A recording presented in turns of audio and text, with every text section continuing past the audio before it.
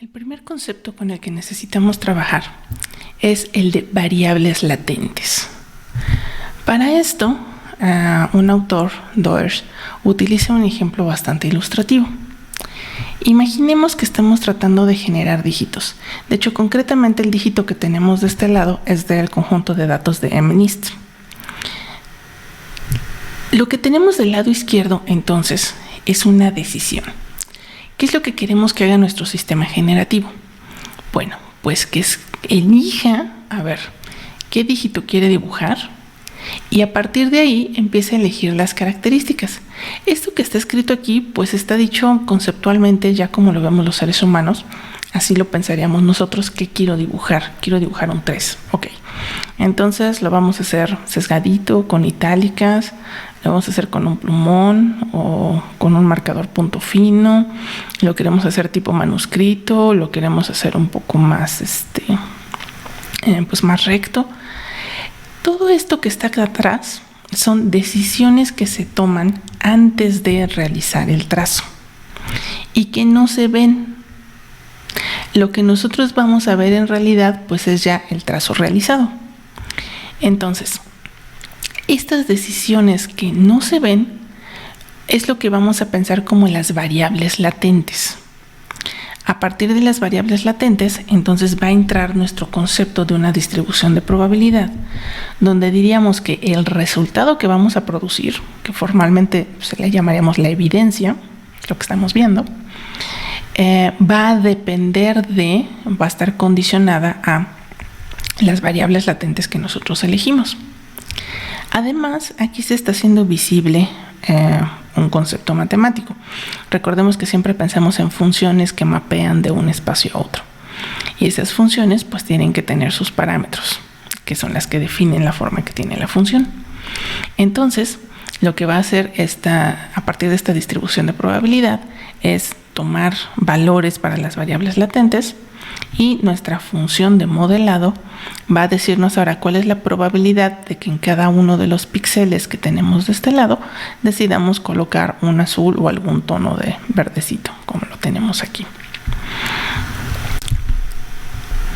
Ahora, una dificultad que vamos a enfrentar con los sistemas de aprendizaje automático es que no podemos expresar a las variables latentes pues de una manera tan específica. Usualmente lo que vamos a tener van a ser vectores de valores y no vamos a poder interpretarlos directamente como están escritos aquí.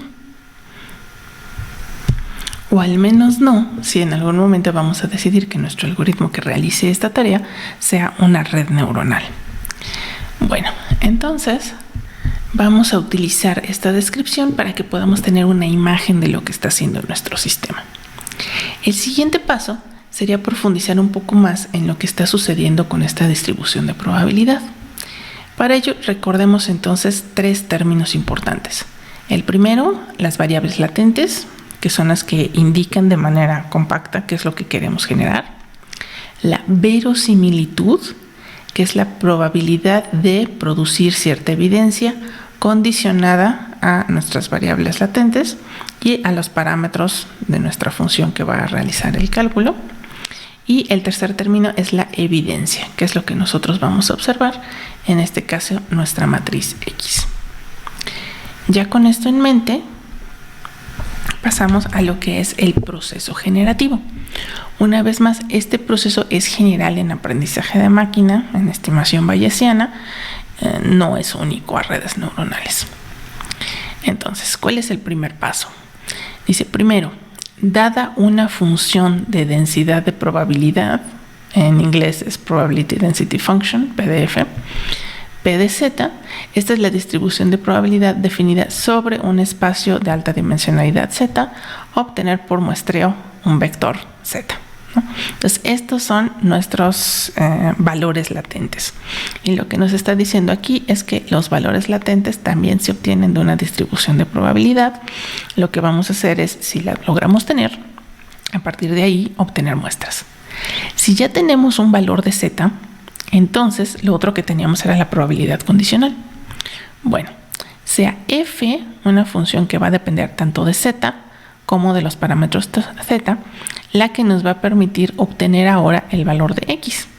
Entonces sean estas f's una familia de funciones deterministas parametrizadas por z. ¿Por qué familia? Pues porque en este momento no hemos dicho cuánto valen esos parámetros. Y entonces cada asignación posible de valores a estos parámetros sería un miembro de esta familia de funciones. Entonces, bueno, supongamos que ya tenemos esta familia. Bueno, ¿cuál es nuestro problema ahora? Encontrar precisamente esos parámetros z que hagan que la salida x sea semejante a los x en el conjunto de datos de entrenamiento. Entonces, esta f la vamos a utilizar para calcular cómo generar a las x a partir de la z con una distribución de probabilidad. Y la idea es que lo que salga de aquí sea mayormente probable si es algo parecido a los x que teníamos en nuestros datos de entrenamiento. La imagen que tenemos aquí es una notación que se conoce como notación de placas, y lo que nos indica la placa con la letra n es que podemos generar n muestras utilizando este modelo. Eso que está aquí es una mini red de Bayes, nada más tiene dos variables aleatorias: la variable de origen, que serían las variables latentes, y la variable que depende de esas variables latentes, y que por consiguiente para obtener muestras pues necesito primero conocer cuánto tendría el valor z. Del lado derecho tenemos aquí a los parámetros de la función que me permitiría hacer este muestreo, y estos parámetros, bueno, los consideraríamos fijos cada vez que estamos tratando de generar una nueva muestra. Entonces, lo que nos dice aquí es que muestreando vectores de variables latentes es posible generar n muestras de x utilizando los mismos parámetros z del modelo. Y esto pues ya nos empieza a decir el método que estamos utilizando.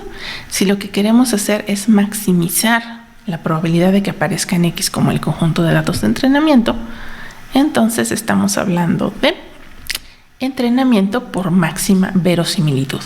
Verosimilitud, recordemos una vez más de estos tres términos importantes, es la probabilidad de observar los datos dada nuestra evidencia, la probabilidad de obtener x dados los valores de z. Ahora, en este problema tenemos una característica especial. Se espera que hayan uno o más vectores z que lleven a que el modelo genere algo similar a x.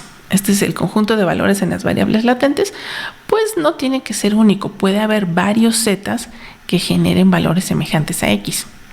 Entonces, la probabilidad de generar a cada x en el conjunto de entrenamiento se tiene que calcular sumando las contribuciones de todos esos valores de z posibles.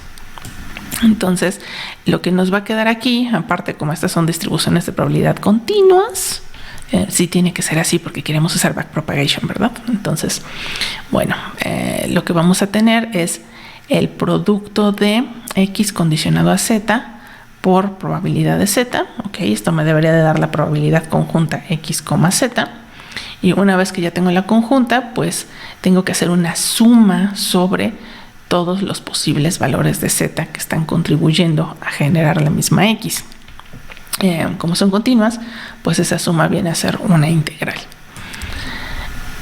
Y ahora lo que queremos hacer es maximizar esto.